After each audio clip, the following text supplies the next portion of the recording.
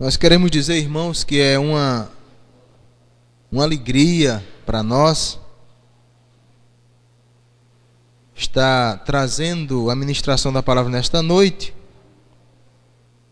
e também conhecendo os irmãos. Nós já havíamos sido convidados pelo reverendo Claudinho antes, mas não tivemos tempo para isso. Também não pudemos estar na organização dessa igreja no dia, embora sejamos parte da executiva, mas como a executiva tem 6 membros, então a gente se divide, um vai para um lado, outro vai para outro. Mas é um prazer estar conhecendo os irmãos nessa noite. E eu sei que Deus, como falou ao coração desse pregador, vai falar também ao coração dos irmãos. Nós estamos ali, na verdade a cidade é Ailandra, não é? A primeira, não sei se no alfabeto, a primeira cidade na Paraíba. Nós estamos na cidade de Ailandra, que é sul do nosso estado, caminho para Recife, a 20 e poucos quilômetros da capital. Estamos ali plantando uma igreja, inclusive num edifício semelhante a esse, também do nosso irmão Geraldo. Edifício esse que estava ali naquela cidade e não tinha quem plantasse essa igreja. E plantar a igreja era um sonho antigo meu. Nós já somos pastor há 16 anos. Inclusive eu compartilhava aqui com alguns irmãos que nós fomos carteiro aqui na cidade de uma pessoa no bairro de Mandacaru, 13 de maio Mandacaru, até a Tancredo Neves. Até 13 de maio, até ali a gente era carteiro. Eu, pela graça de Deus, eu evangelizei muitas pessoas ali naquela parte de cima, não é? Consegui desviar algumas pessoas do mundo e de algumas seitas para a igreja. Eu lembro que naquela época não tinha outra igreja evangélica a não ser a Assembleia de Deus, acho que na Avenida Minas Gerais, não é? E a igreja católica aqui na Celerina Paiva, e não havia outra igreja em canto nenhum, e eu dizia, vá para a Assembleia de Deus, vá para a Assembleia de Deus, não é? E depois de todos esses anos, isso foi em 94, não é? O Senhor nos traz a Mandacaru aqui para compartilhar da palavra do Senhor para os irmãos. Sem mais delongas, eu peço aos irmãos que abram suas Bíblias na carta que já está proposta, que é a carta de Paulo aos Filipenses, no capítulo 2, e vamos pensar alguns instantes nas lições que este capítulo 2, de 1 a 11, a palavra do apóstolo Paulo tem para nos dizer.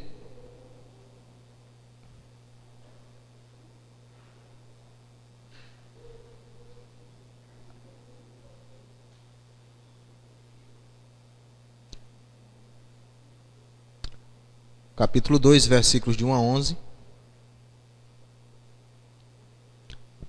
Eu vou ler, peço que os irmãos apenas acompanhem.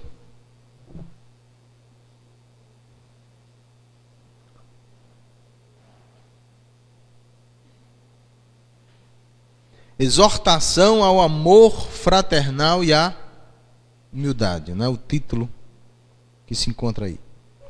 Diz assim, pois, o capítulo 2, de 1 a 11. Se há, pois, alguma exortação em Cristo, alguma consolação de amor, alguma comunhão do Espírito, se há entranhados afetos e misericórdias, completai a minha alegria, de modo que penseis a mesma coisa, tenhais o mesmo amor, sejais unidos de alma, tendo o mesmo sentimento. Nada façais por partidarismo ou vanglória, mas por humildade, considerando cada um os outros superiores a si mesmo. Não tenha cada um em vista o que é propriamente seu, senão também cada qual o que é dos outros. Tende em vós o mesmo sentimento que houve também em Cristo Jesus.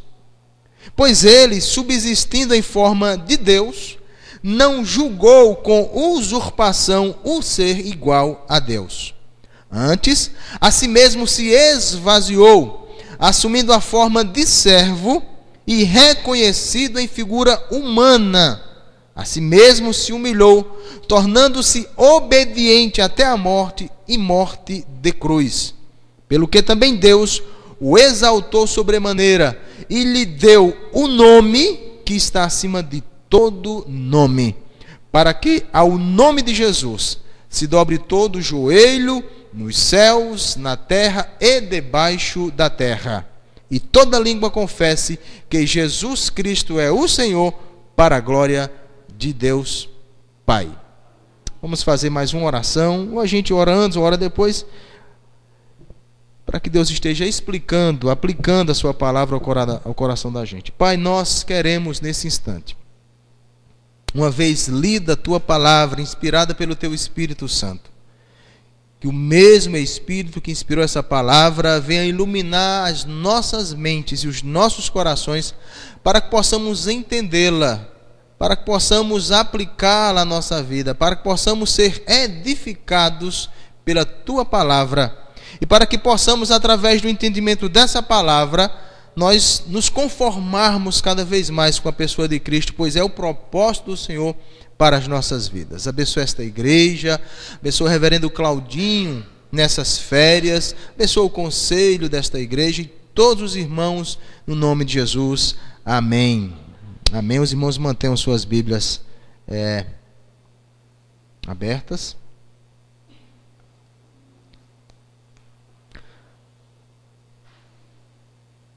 O reverendo Cláudio deve estar, não é, já antes, ter exposto essa palavra para os irmãos, essa carta para os irmãos, e de maneira que a gente vai, na verdade, não trazer nenhuma novidade para os irmãos, mas trazermos algo que complemente o nosso conhecimento e nos ajude. E esse tema da alegria é um tema assim extraordinário para a vida da gente, porque nós precisamos, é uma ordem do Senhor, que nós sejamos alegres, mas não alegres nas coisas, não é? Não alegres nas circunstâncias, mas alegre sempre em Deus. Alegrai-vos no Senhor, ele diz aos Tessalonicenses, alegrai-vos no Senhor, alegrai-vos sempre. Ou seja, embora a gente tenha perda, sofra perdas, decepções, etc. Mas essas coisas são coisas externas. Dentro de nós, lá no nosso coração, nós precisamos estar alegres e sempre alegres. E portanto, vamos estudar a alegria a partir desse capítulo 2, de 1 a 11. E eu quero iniciar esse nosso sermão, introduzir no nosso sermão, lembrando aos irmãos de um período da nossa história, da história da Igreja de Cristo, no segundo e no terceiro século da era cristã. Existe um livro editado por nossa editora, Cultura Cristã, escrita por um autor chamado Robert Hastings Nichols, onde ele trata da história da Igreja cristã. E é um livro resumido, que nós temos usado como livro-texto em nossas aulas pelos seminários. E nos primeiro, segundo e terceiro capítulo, ele vai mostrar e relatar um pouco da vida da igreja, do nascimento, surgimento e expansão dessa igreja cristã, Igreja de Cristo, dentro do Império Romano, nos primeiros 3 séculos. E o que ele destaca no crescimento dessa igreja, e que é causa tanto do seu crescimento como da sua perseguição. A igreja foi perseguida durante 3 séculos, basicamente, até que se encerra a perseguição com o advento do imperador romano Constantino. Mas até 260 a igreja sofreu perseguições implacáveis e quase que por pouco foi destruída. E o que levava essa igreja a ser perseguida e o que levava essa igreja a crescer era tão somente uma coisa: a maneira reta, correta, pura, santa, reta, o caráter da igreja, a moral dos irmãos e da igreja, a prática de vida santa que destacava a igreja do mundo romano.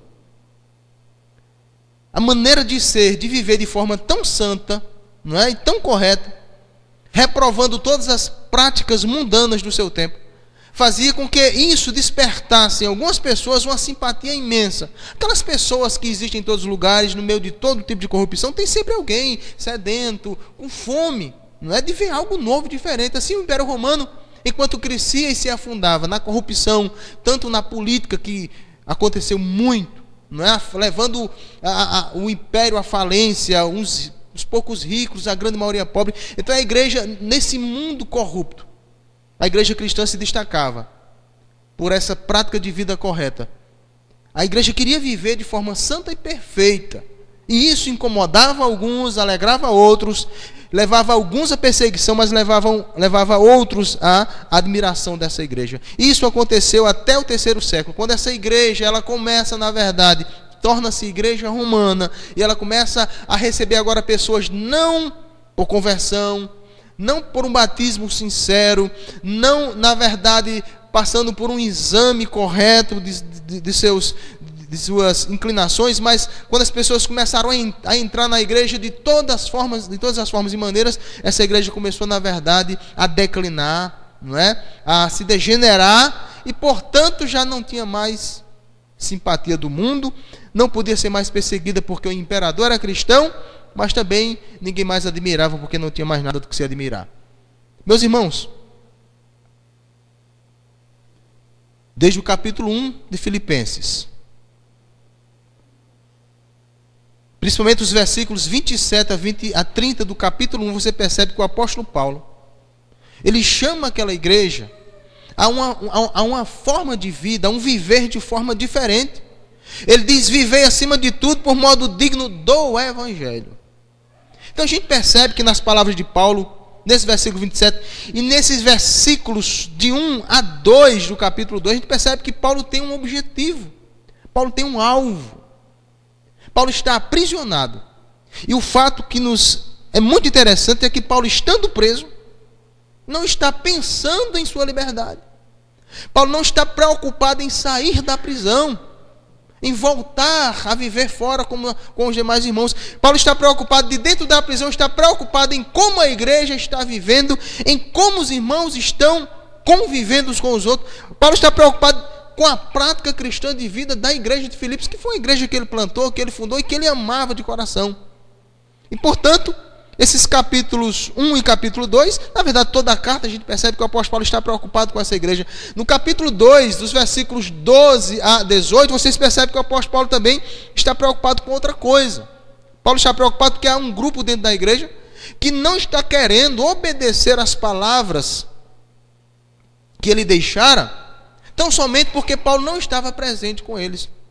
Um grupo de irmãos que só obedecia a Paulo quando Paulo estava na igreja. Agora, estando ele preso, esses irmãos não queriam obedecer. E Paulo vai dizer: olha, irmãos, como vocês me obedeceram na minha presença, obedeçam também na minha ausência. Então o apóstolo Paulo está nessa carta aos Filipenses. Ele está tratando de algumas questões. Na verdade, nós sabemos que o que predomina na igreja é o espírito da alegria. Uma igreja que tem, assim, muita coisa boa a se destacar. Uma igreja que tem virtudes, que tem dons, que tem talentos, e é uma igreja que o apóstolo Paulo chama de minha coroa, meus irmãos amados e saudosos. Ou seja, era uma igreja que tinha muita coisa boa, mas apesar da igreja ser uma igreja boa, apesar das igrejas de modo geral terem muitas coisas boas, a gente sabe que há sempre alguma coisa a se consertar, alguma coisa a se ajeitar, porque nós somos imperfeitos, nós somos falhos, pecadores, lavados e remidos.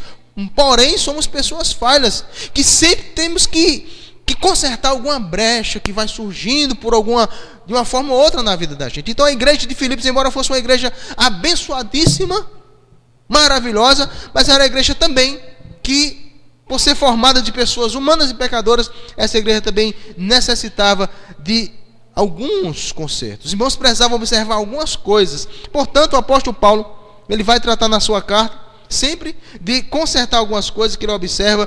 Evidentemente foi informado disso, e aqui no capítulo 2 não é diferente.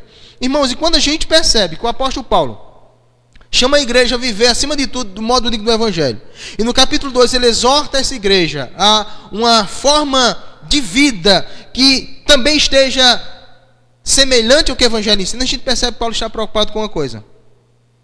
Paulo está preocupado que aquela igreja pratique algumas coisas que ela não está praticando. Que alguns irmãos pratiquem alguma coisa que eles não estão observando. Ele termina o final da sua carta, no capítulo 4, tratando de um problema que a gente sabe, de duas famílias que estavam tendo dificuldade. De maneira que viver a vida cristã completa. Isso alegra muito o coração de quem assim alcança e quem assim consegue. Portanto, nesse capítulo 2, de 1 a 11, eu quero tratar com os irmãos da alegria de viver a vida cristã de forma completa. Alegria de viver a vida cristã de forma completa. Para a gente viver essa vida cristã de forma completa, evidentemente, o apóstolo Paulo ele vai usar três pontos, 3 lições básicas. Primeira coisa, dos versículos de 1 a 3, o apóstolo Paulo vai trazer a memória dos irmãos, não é? As motivações que existem em Cristo para a vida deles. Em segundo lugar, do versículo de número 4, versículo 3 e 4, o apóstolo Paulo vai, do versículo 5, na verdade, o apóstolo Paulo vai mostrar que a pessoa de Cristo é o melhor exemplo, não é? Para que aquela igreja possa procurar viver essa vida cristã de forma completa. O segundo ponto, o apóstolo Paulo vai mostrar que é preciso que haja praticidade em algumas questões relacionadas à própria vida cristã. O fato é que tanto na época de Paulo como na nossa época, em qualquer outro tempo, nós vamos ter sempre, as pessoas terão sempre a dificuldade de prática. Nós ouvimos, nós lemos, nós teorizamos, mas haverá sempre uma dificuldade com respeito à prática. A prática no ouvir, não é? A prática do ouvir aquilo que a gente sabe que é verdade. Quando o Tiago fala lá na sua carta, irmãos, sejais praticantes, sejam praticantes da palavra, não somente ouvintes, Tiago está chamando a atenção daqueles irmãos a uma deficiência, uma dificuldade que eles estavam tendo com respeito à prática da palavra. Então nós, eu, você, todos nós, sempre vamos ter dificuldade com respeito à prática de algumas coisas. Por isso a gente precisa sempre estar sendo lembrado. Então, em primeiro lugar, para a gente, não é, ter essa alegria de viver a vida cristã de forma completa, o apóstolo Paulo vai trazer as motivações que existem em Cristo. Ou seja, todos nós precisamos de motivação. Ninguém pode viver sem motivação, fazer as coisas sem motivação alguma. Então, Cristo é a motivação maior que nós podemos ter. Por isso que ele vai dizer, se há, pois, e não duvidando, evidentemente, se há, pois, alguma exortação em Cristo, alguma consolação de amor, alguma comunhão do Espírito, e se há entranhados afetos de misericórdia, completai a minha alegria. Então, Paulo queria estar alegre, queria se alegrar com a vida cristã daqueles irmãos, com uma vida prática daqueles irmãos, mas para que esses irmãos pudessem correr e buscar atrás de viver essa vida prática do Evangelho, essa vida cristã prática, o apóstolo Paulo diz, olhemos para as motivações que existem na pessoa de Cristo. Sim, havia sim. Paulo não está dizendo se há como se fosse, se não existisse. Existia sim. Se há, pois, e eu sei que existe, vocês sabem que existe exortação em Cristo. Se há alguma consolação de amor, e vocês sabem que existe sim essa consolação em Cristo. Se há alguma comunhão do Espírito, e vocês sabem que há sim em Cristo. E se há entranhados afetos e misericórdias em Cristo, e os irmãos sabiam que isso havia, Paulo diz, então complete a minha alegria. Olhem para Cristo. Olhem a forma como Cristo viveu. Perceba que em Cristo existem todas essas coisas.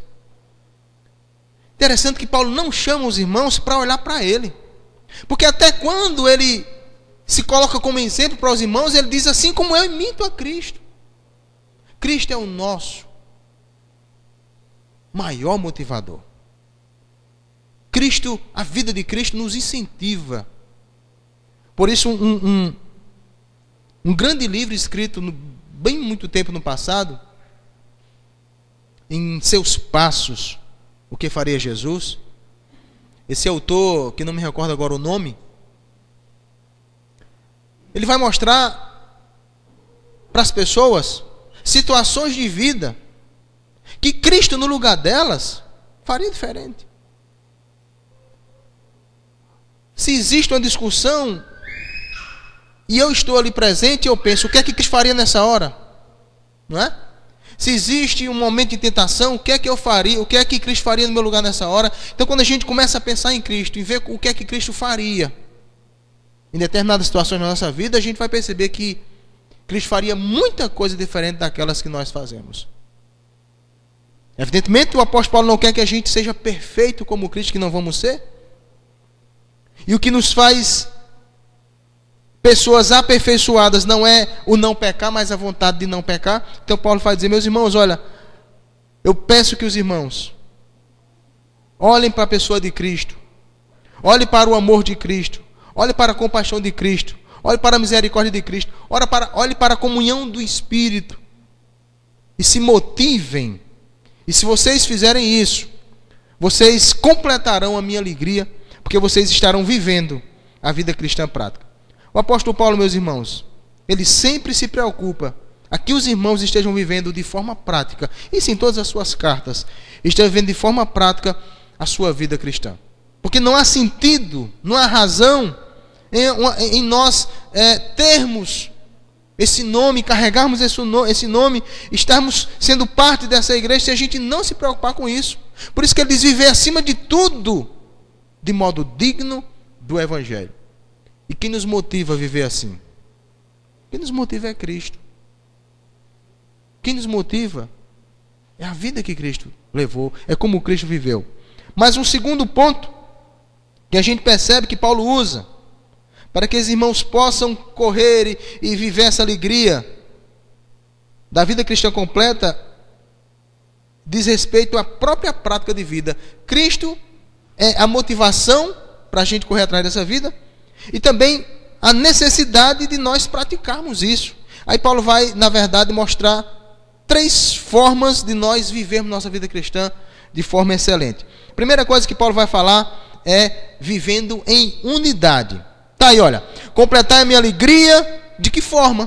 Como essa alegria vai ser sentida por Paulo na vida da igreja? Como? Ele vai dizer: de forma que penseis a mesma coisa, tenhais o mesmo amor, tendo o mesmo pensamento. Então, a repetição dessa palavra mesma coisa, mesmo amor, mesmo pensamento, usada pelo apóstolo Paulo. O apóstolo Paulo está querendo falar para a igreja precisa, os irmãos precisam viver de forma unida. E nós sabemos, irmãos, que há essa dificuldade nessa igreja. E essa dificuldade de viver união existe em outras igrejas. Existe na igreja de Corinto, existe na igreja de Tessalônica, existe nas igrejas de modo geral. A falta de prática da unidade cristã que está havendo na igreja de Filipos aqui, é justamente uma das razões que Paulo quer que seja resolvida, das coisas que Paulo quer que seja resolvida, para que ele possa se alegrar. Imagine vocês. Qual o pai que fica feliz vendo a família desunida? Qual pastor fica feliz vendo a sua igreja vivendo desunião? Assim como o apóstolo Paulo estaria feliz, alegre, vendo a igreja de Filipe vivendo desunida. E se há desunião, se há falta de unidade, o que o apóstolo deve fazer, o que o pastor vai fazer, o que o pai ou a mãe deve fazer é procurar unir essas pessoas. Então, meus irmãos, quando Paulo vai falar disso, Paulo está apelando justamente para que aqueles irmãos possam entender que a unidade, a prática da unidade é uma prática cristã. Se os irmãos lembram, o Senhor Jesus lá no Evangelho de João, capítulo 10, versículo 30, 3 palavrinhas: eu e o Pai somos um. Eu e o Pai somos um. Cristo, ele vivia em unidade com o Pai.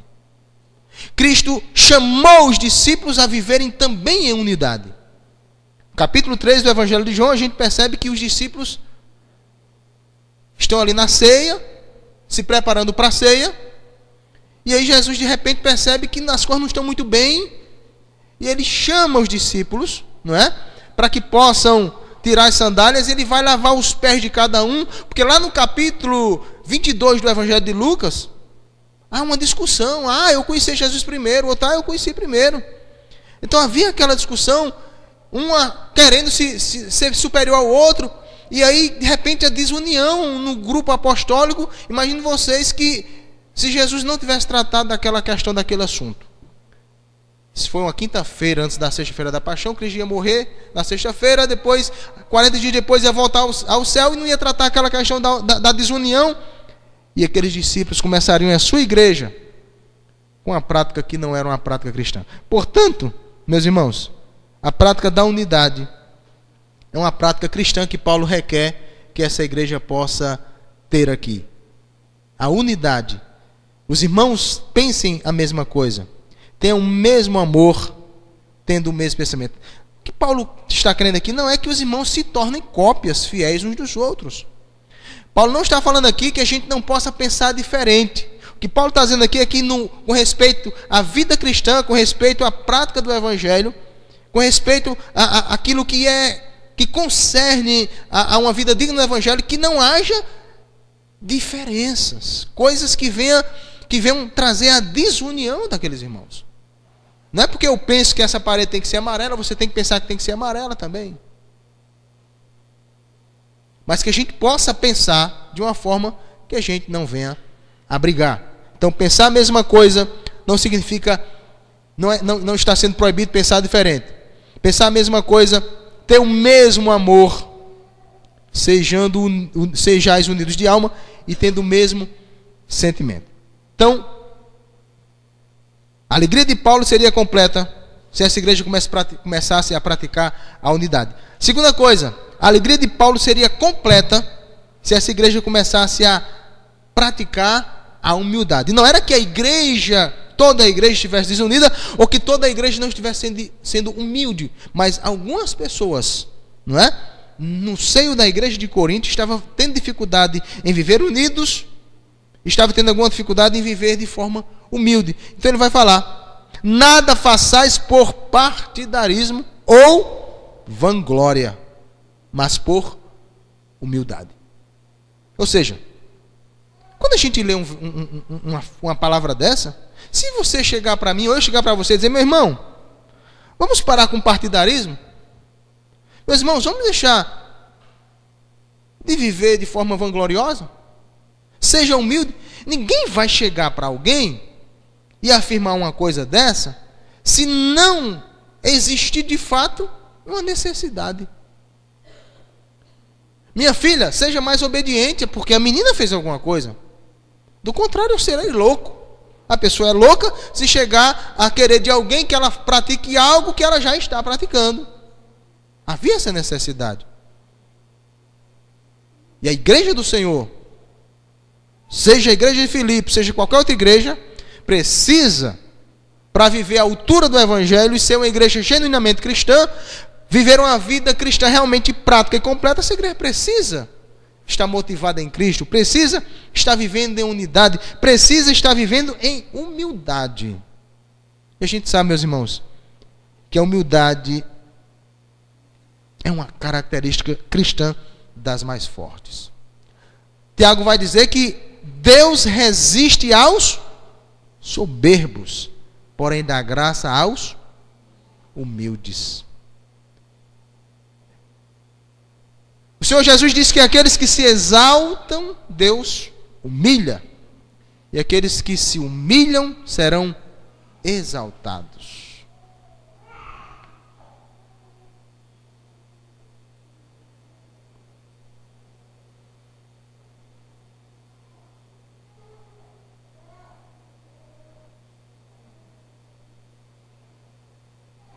Então a humildade era algo que estava faltando na vida de alguns irmãos.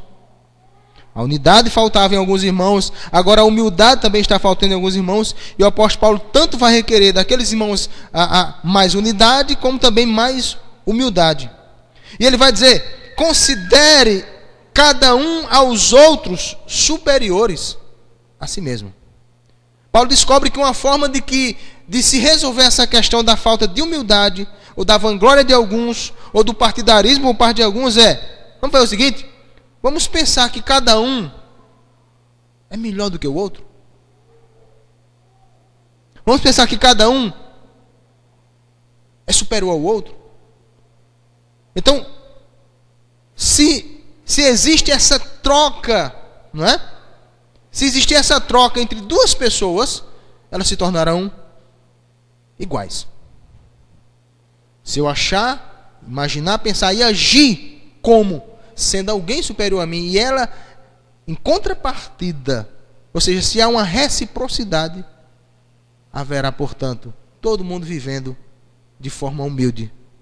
Se eu não me acho melhor do que alguém, se alguém não se acha maior do que eu, então ambos estaremos vivendo da forma mais humilde possível. Porque a gente sabe que não é isso que acontece, de fato, que estava acontecendo, não é? E que acontece muitas vezes. Lamentavelmente, no meio da igreja, às vezes, acontece isso. E como disse Hernando Dias Lopes, bem disse Hernando Dias Lopes, o pastor Hernando Dias Lopes, a estrela que tem que brilhar na igreja é o Senhor Jesus. Como diz o próprio João Batista, que ele cresça e que eu diminua. Quando as pessoas chegam para ele e dizem, olha, sabia que os discípulos, Jesus está mais batizando pessoas do que você? Jesus não batizava ninguém, evidentemente, mas o grupo de Jesus estava aumentando, as pessoas cada vez mais seguindo a ele, embora o próprio João Batista tinha mandado que as pessoas fizessem assim. De repente chega alguém e diz, João, está sabendo que o grupo de Jesus está crescendo? Ele diz, é para crescer mesmo, ele tem que crescer, eu tenho que diminuir. Meus irmãos, unidade, humildade e depois solidariedade. Quando no versículo de número 4, Paulo vai dizer, não tenha cada um em vista o que é propriamente seu, senão também cada qual o que é dos outros. E aí o apóstolo Paulo vai trazer também a mente daquela igreja, uma das características, inclusive, que estava sendo comum naquela igreja. Você leia Atos dos Apóstolos capítulo 2, capítulo 3, capítulo 4, vocês vão ver que a igreja vivia de forma solidária. Embora, segundo o próprio autor que eu citei para vocês no início do sermão, Robert Hastings, ele fala que a igreja cristã, na sua grande maioria, 90% ou mais da igreja eram pessoas das classes mais humildes. Artesãos, curtidores, trabalhadores braçais, comerciantes, pequenos comerciantes. Mas a gente percebe que no livro de Atos as pessoas se dividiam as coisas. Não é? As pessoas compartilhavam as coisas, ninguém tinha falta porque uma pessoa supria o outro. Evidentemente que havia toda uma esperança, não é? Da parousia de Cristo. Na mente de algumas pessoas, Cristo estava voltando em breve, mas independente disso, havia a necessidade, havia essa realidade das pessoas estarem dando e compartilhando umas com as outras, coisas com outras pessoas. Então, Paulo está falando, meus irmãos, para que eu me alegre, para que minha alegria esteja completa, eu que plantei essa igreja, eu que sou o fundador, eu que sou o pastor de vocês, e eu sei que está havendo coisas que não são dignas do evangelho, de uma vida cristã completa. Então, meus irmãos, olha, se unam, sejam humildes, sejam solidários, sejam motivados em Cristo, porque há nele todas aquelas coisas que a gente já viu. Em Cristo há motivação, e havendo a motivação em Cristo, tem que haver a prática a partir da nossa vida. E como eu disse, irmãos, a grande dificuldade é praticar. A gente ouve. Se o pregador pregar aqui meia hora, alguém até mesmo de forma preocupada com o horário, tendo alguma coisa para fazer, fica, levanta, não levanta, termina ficando. A gente escuta, a gente ouve. Às vezes o pregador não prega bem, às vezes o pregador fala menos, às vezes o pregador fala mais, mas a gente ouve. Tá? O problema não é ouvir. O problema será, por algumas pessoas, praticar. Então, ali no capítulo 2, 3 e 4 de Atos, a igreja cristã, que é dessa mesma época, evidentemente, que essa igreja é dessa época, era uma igreja que compartilhava as coisas. Não havia egoísmo por parte de ninguém. Quem podia dava mais, como Barnabé deu, e Ananias e Safira quis demonstrar que dava e não deu na verdade, mas havia, meus irmãos, esse espírito de solidariedade. E é anticristão, é antibíblico que hoje, havendo alguém precisando, a igreja não chegue junto. Tem nada a ver com o evangelho a falta de solidariedade. Pois bem, irmãos, a alegria de viver a vida cristã de forma completa, olhando para a motivação de Cristo, versículos 1, 2 e 3. Praticando a unidade, a humildade e a solidariedade. Mas Paulo vai fechar com chave de ouro. Mais uma vez, nos trazendo de volta para Cristo. Não agora como motivação, mas como exemplo. Dos versículos 5 a 11, o apóstolo Paulo vai mostrar para aquela igreja que aquela igreja precisava olhar para Cristo. Tende em vós, versículo 5 do capítulo 2, tende em vós o mesmo sentimento que houve também em Cristo Jesus. Então Paulo agora diz, olha, já falei para vocês das coisas que existem em Cristo que devem ser motivos para a gente. Já falei para vocês das coisas que vocês precisam praticar, como a humildade, a unidade, a solidariedade. Agora eu quero parar aqui, eu quero que vocês olhem para Cristo. Se vocês acham que não tem exemplo para viver essa vida, eu vou dizer para vocês, vocês têm exemplo. Olhe para Cristo. Tende em vós o mesmo sentimento que Cristo teve. Então Paulo vai mostrar aqui o que ele está querendo da igreja, de alguns irmãos. A unidade, a humildade e a solidariedade, tudo que ele está querendo, Cristo trouxe na sua vida prática. Cristo foi humilde. Cristo foi unido com o seu Pai e com o Espírito Santo. E Cristo foi solidário. O maior ato de solidariedade que alguém pode ter feito nesse mundo, e ninguém mais vai fazer, que foi da sua própria vida, Cristo assim fez.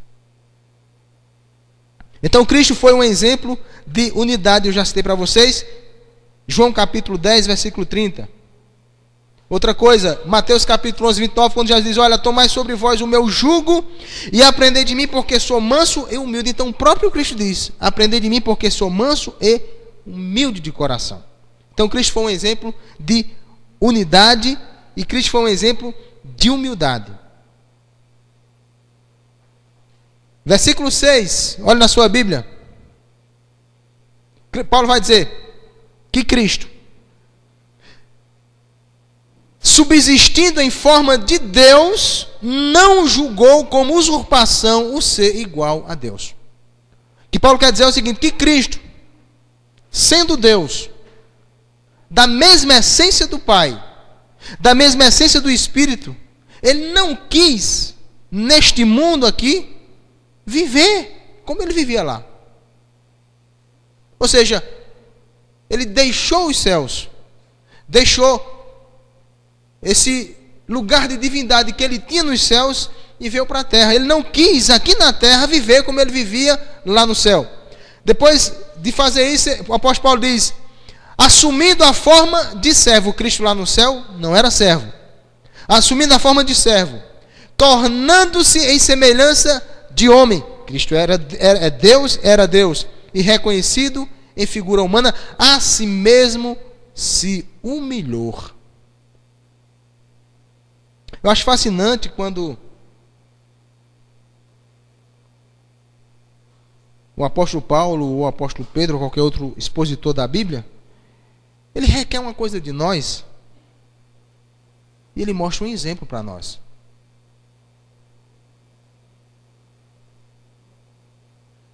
Ele diz, ame como Cristo amou. Perdoe como Cristo perdoou.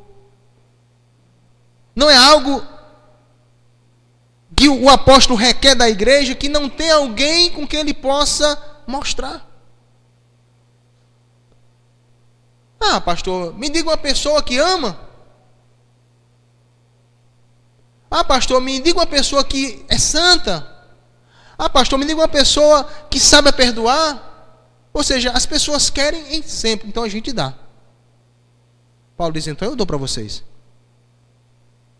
Eu estou triste, de certa forma. Não completamente. A minha alegria, ela não está completa. Essa alegria precisa se tornar completa, mas ela vai se completar quando vocês começarem a viver algumas coisas. E se vocês não têm exemplo para ver essas coisas, o apóstolo Paulo nem fala dele. Podia dizer, olha, irmãos, olhem para mim. Eu tenho sofrido bastante. Eu tenho sofrido pedradas, Listra, Icônio. Eu tenho sofrido bastante, eu tenho vivido da forma mais humilde possível. Eu tenho passado necessidade, ele vai dizer lá no capítulo 4, a partir do versículo 10, olha, eu passei necessidade, mas eu aprendi, isso, aquilo, outro. Mas Paulo diz, não, olhe para Cristo. O maior exemplo de unidade, humildade e solidariedade, Paulo diz, é Cristo. Nesse caso, tinha que ser Cristo mesmo, porque, meus irmãos, a pessoa ser Deus e vir a ser homem. A pessoa está no céu sendo adorado e glorificado e vir para a terra ser humilhado e pisado. Um exemplo, então, é Cristo mesmo. E é isso que Paulo vai mostrar. A ponto dele ter se esvaziado. E aí é uma grande questão, muitas pessoas dizem, o que é que significa? Como foi que Cristo se esvaziou? Na verdade, essa palavra esvaziar, que o pastor Cláudio, no meu lugar, ia dizer, não é? A palavra em grego. A palavra kenosis, em grego. Então, a palavra esvaziar-se, que em grego seria kenosis, não é um esvaziar-se e deixar de ser quem ele era. Cristo era Deus, só que estava vivendo como servo. Cristo era rico, mas estava vivendo como pobre. Cristo tinha glória, mas estava sofrendo humilhações.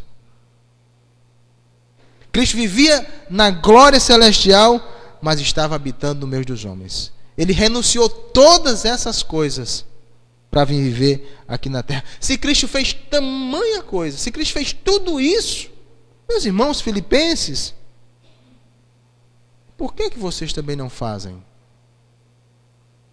E por fim ele vai dizer que Cristo foi um exemplo de solidariedade. Eu digo para vocês, o maior exemplo de solidariedade. Porque somente Cristo, ninguém mais que Cristo, se solidarizou por nós. E não só se solidarizou, como ocupou o lugar da gente. Uma coisa é você dar, você compartilhar, outra coisa é você se colocar no lugar da pessoa. E aos Romanos capítulo 5, Paulo vai dizer, a partir do versículo 7, Paulo vai dizer,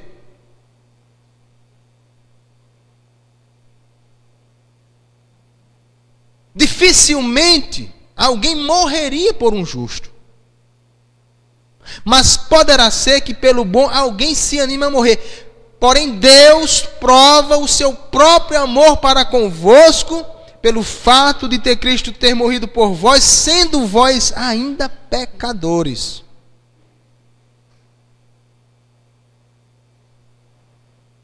Alguém pode até ser solidário com você em algum momento difícil que você chega a passar ou tenha passado. Alguém pode até compartilhar com você, ajudar financeiramente ou com algum tipo de coisa. Mas digo para você que ninguém poderá ou jamais daria a sua vida pela sua salvação. Ninguém. Então Cristo era um exemplo maior que essa igreja precisava ver, observar, para poder, vivendo a sua vida cristã de forma completa, alegrar o coração do Paulo, alegrar a eles próprios. E depois de ouvirmos tudo isso, como que a gente pode sair daqui e aplicar isso na nossa vida? Porque não tem sentido se a gente não fizer. Nada que a gente ouça da palavra de Deus, se não puder ser praticado na nossa vida, não tem sentido. Como cristãos, nós que vivemos numa sociedade onde milhares permanecem nas trevas, nós somos desafiados a não apenas viver na luz, como também sermos luz para essas pessoas. Precisamos, portanto, viver de forma prática o exemplo de Cristo, de maneira a alcançar o máximo possível de pessoas para Ele. Vivemos no mundo, irmãos, tão caído como nós estivemos um dia. Vivemos num mundo onde impera todo tipo de coisa, na sua rua, na sua vizinhança, no seu trabalho, na sua escola, onde você viver, existem pessoas cegas, perdidas, sem saber aonde vão. E como disse o Senhor Jesus lá no capítulo 5 do Evangelho de Mateus, Nós precisamos brilhar no meio dessa escuridão dessas pessoas. As pessoas precisam ver em nós razões para vir à igreja e não razões para nunca virem e nunca pisarem lá. E a gente sabe que o mundo olha muito mais para alguns escorregões de algumas pessoas do que para tantas coisas boas que as pessoas fazem. A gente sabe que a mídia, ela nem sequer espera a investigação, a conclusão de um processo, diz logo: pastor fulano de tal, irmão fulano de tal, vai logo, coloca logo no mundo sem nem esperar se de fato aquilo ali é verdade. Estão interessados em audiência e não estão interessados na verdade. Então tantas pessoas fazem tantas coisas boas, a televisão não mostra nunca. Pastores, igreja, uma pessoa faz uma coisa na televisão, o mundo precisa ver na igreja a unidade. O mundo precisa ver na igreja e nos irmãos a humildade. O mundo precisa ver na igreja, nos irmãos, a solidariedade. Se isso não for visto, não está havendo uma vida cristã prática. Portanto, não vai estar havendo alegria, nem no pastor, nem nas próprias pessoas que não estão vivendo isso. Se os irmãos lembram, nós iniciamos esse sermão relatando um pouco como era a vida nos primeiros séculos da era cristã. O mundo em que a igreja nascente ela vivia era um mundo pior do que o nosso. O Império Romano, que crescia à custa das conquistas de outros povos, trazendo suas riquezas, também trazia suas religiões, suas culturas, suas abominações. A cidade de Roma era uma cidade completamente repleta de pessoas de várias raças, de vários povos e de várias práticas. Religiões existiam aos montes. Tinha culto a deuses gregos, culto a deuses romanos, culto a deuses da Fenícia, culto a deuses do Egito. Onde o Império I conquistava, trazia tudo. E tudo isso entra na Igreja Católica bem mais tarde. Então era um império em decadência, como assim o foi, e assim chegou ao seu fim, no Ocidente em 476, o Império Romano, ele se acaba. É dentro desse império, dessa mistura de religiões e de práticas religiosas, que nasce um cristianismo puro, com a proposta de vida, sabe, assim, extremamente interessante e esperada por muitas pessoas. A filosofia grega não só acabou com a mitologia, como acabou inclusive, não é, com a esperança das pessoas, porque de onde vem o bem e o amor? Uma filosofia que questionava a vida, mas não dava esperança e nem solução. O cristianismo veio e trouxe a resposta para todas as indagações dos filósofos gregos. E a igreja crescia. Mas a igreja crescia pura. A igreja crescia unida. A igreja crescia humilde. E viveu na humildade por 3 séculos. No 2º século e 3º século, começaram algumas pessoas de classe alta. O apóstolo Paulo, no seu capítulo 1, no capítulo 1, ele vai dizer, no versículo 13, que a guarda pretoriana, a guarda que assistia os imperadores, a guarda que assistia nos palácios reais, a guarda que era da elite, que tinha contato com outras elites, essa guarda pretoriana escuta o evangelho. E daí, portanto, a igreja começa a ter algumas pessoas de uma condição financeira melhor, mas não é a falta de dinheiro que eu estou falando que era a humildade da igreja, mas a igreja em si vivia a humildade. Meus irmãos, o pastor Cláudio certamente se alegra quando ele vê os irmãos vivendo a vida cristã de forma prática e completa. Assim, Paulo queria se alegrar com aquela igreja, ela vivendo também essa forma de vida. Então nós falamos nessa noite sobre a alegria de viver a vida cristã de forma completa. Essa alegria certamente ela será sentida não só por você, como pelo pastor e como por outras pessoas. Quando pessoas elas são ganhas com o nosso testemunho, isso alegra. Quando as pessoas são afastadas pelos maus exemplos, a gente se entristece. Que o Senhor